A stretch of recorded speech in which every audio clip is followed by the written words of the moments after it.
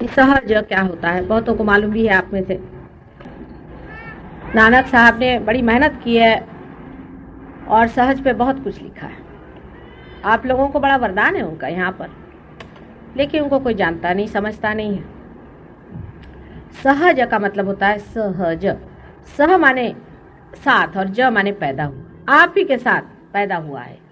ये योग का अधिकार आपके साथ पैदा हुआ है। हर एक मनुष्य को इसका अधिकार है कि आप इस योग को प्राप्त करें।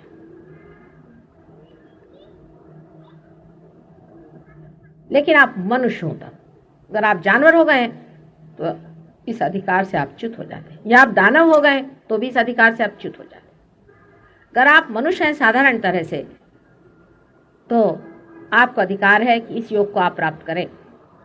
यही एक योग है, बाकी कोई योग नहीं। बाकी जितने भी योग हैं वो सब इसकी तैयारी है।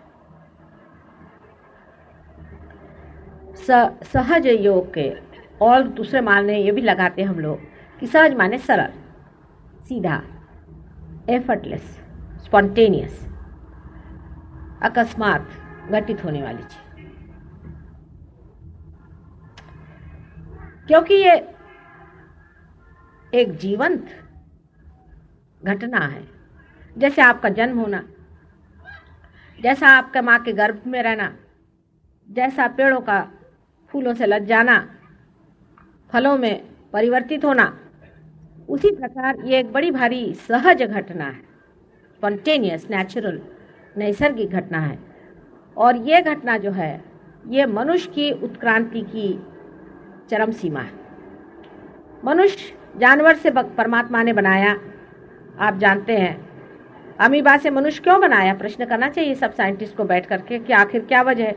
समझ लीजिए मैं 2-4 कलपुर्जे इकट्ठे करती हूँ और एक इस तरह की गोल चीज़ लाती हूँ, उसमें एक डंडा जोड़ती हूँ, तो कोई भी पूछेगा कि भाई ये सब क्या कर रही हैं, किसके लिए कर रही?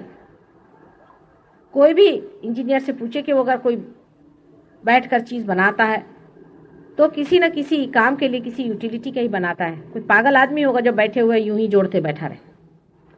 कोई भी समझदार आदमी किसी न किसी कारण से बनाता है। तो परमात्मा ने मनुष्य को किसी न किसी कारणवश ही बनाया।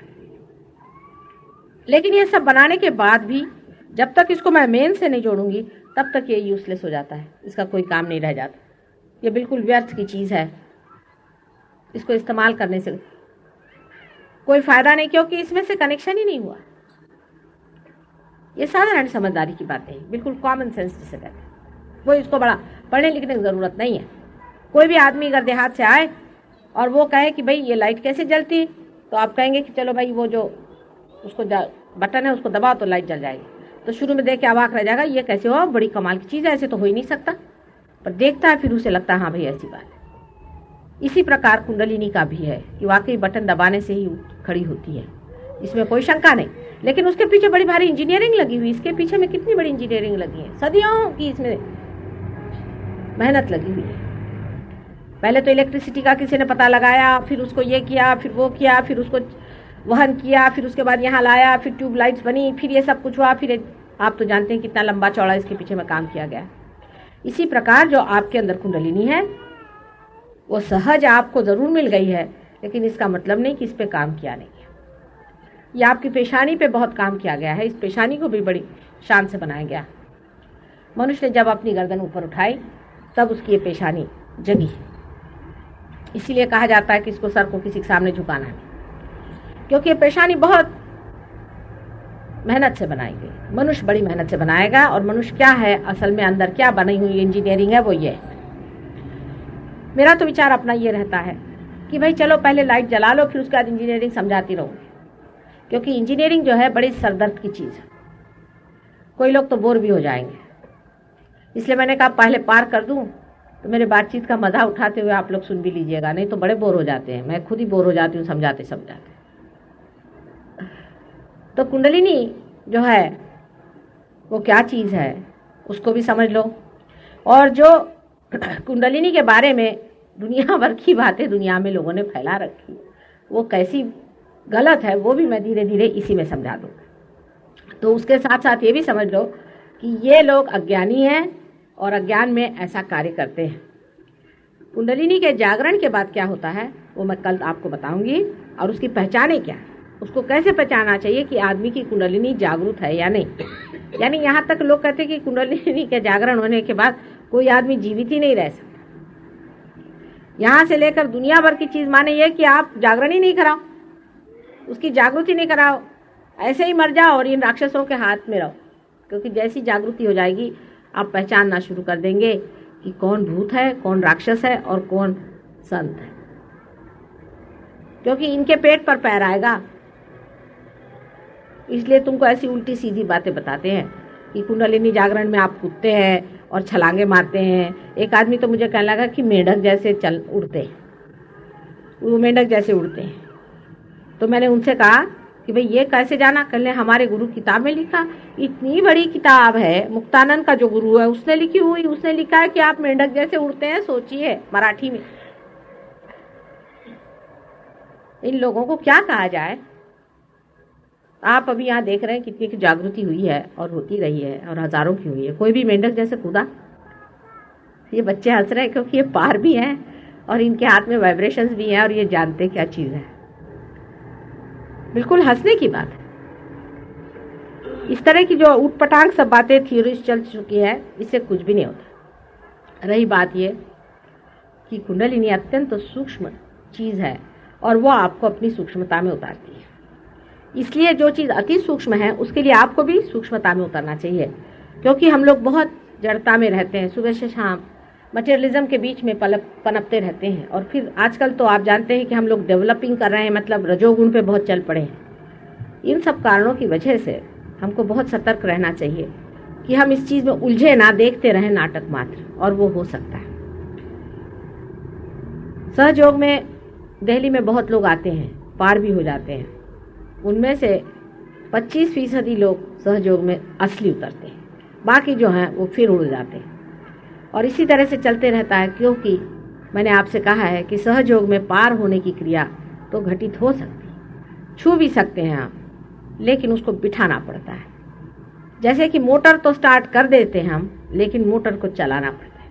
स्टार्ट करने के बाद में थोड़ी देर खड़खड़ खड़खड़ करेगी, उसके बाद वहीं रुक जाएगी। लेकिन अगर आप मोटर को जब तक चलाना नहीं जानेंगे, उसके कलपुर्जे नहीं जानिएगा, उसको चलाइएगा नहीं, तब तक आप जानिएगा नहीं कि आपके अंदर कोई गति भी हुई है। मोटर खड़ी है तो खड़ी है, उसके अंदर गति होनी पड़ती है। अब सब लोग मेरी और ऐसे हाथ करके बैठे हैं, मैं आपको कुंडलिनी क्या चीज है वो समझा देती हूँ। यह आपके आगे एक नक्शा है, ये भी एक बड़े भारी सहयोगी ने बनाया है, और 2 डेफ एंड डम मुँह के लड़कों को से बोलता किया हुआ है। बहुत साधारण जीव है, म्यूनसिपैलिटी में टीचर है वो, और उन्होंने बनाया हुआ है बड़े प्रेम से। और देखिए कितना सुंदर बनाया हुआ चित्र है, और उन्हीं की आइडिया है कि इस तरह के इस पे बनाने से, इसके रिफ्लेक्शन से ही लोगों को जागृति होनी चाहिए। और काफ़ी इसमें उन्होंने कमाल किए हैं, मतलब सब जितने भी कलर्स लगाए हैं सब मेरे पैर को छुआ के, वाइब्रेट करा करके मेहनत से और इसको बनाए। ये भी बहुत ज़रूरी होता है। अच्छा, आप लोग भी ऐसा है, आपको दिखाई नहीं दे रहा? जिनको नहीं दिखाई दे रहा इस तरफ आ जाए, थोड़ा सा आ जाए इस तरफ, और इधर आ जाइए, क्योंकि समझने की चीज़ है। हाँ, अब जो है इसमें आप जो ये त्रिकोणाकार रस्सी में ये जो देख रहे हैं, यही कुंडलिनी है।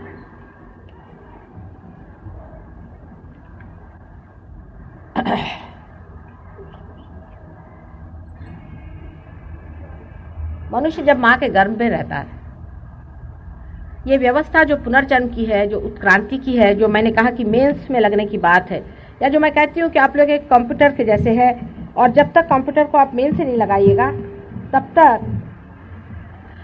तक आपका कंप्यूटर कुछ बोलेगा नहीं। उसी प्रकार मानव जाति का है। हे जरा इकडून काढा, म्हणजे लोकांना दिसलं पाहिजे मुख्य इकडे समोर समोर आता। अब देखिए, अब ठीक है, जरा सांगते तिकडे।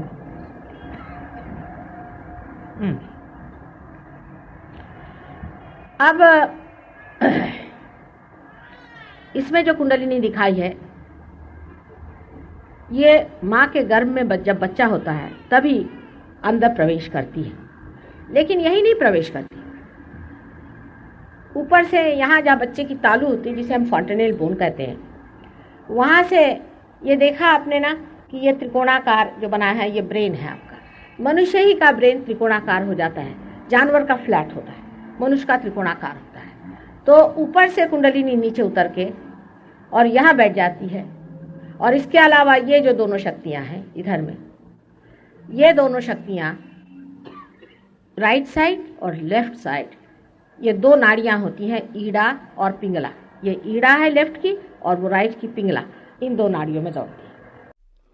सभी सहजियों से विनती है, हमारे इस चैनल को सब्सक्राइब करके सहज को फैलाने में हमारी मदद करें। जय श्री माता जी।